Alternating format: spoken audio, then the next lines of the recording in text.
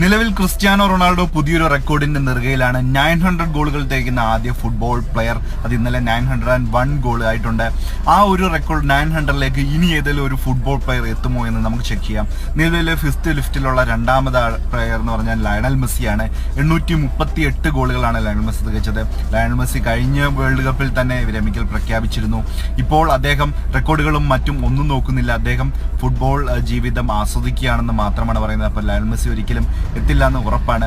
പിന്നീടുള്ള 3 പേരും ഇപ്പോൾ കളിക്കുന്നില്ല. പെലെ, റൊമാരിയോ, ബിർക്കൻ എന്നിവരാണ്. പെലെക്ക് 5ാം സ്ഥാനത്തേക്കുന്ന 757 ഗോളുകൾ മാത്രമേ അദ്ദേഹം നേടിയിട്ടുള്ളായിരുന്നു.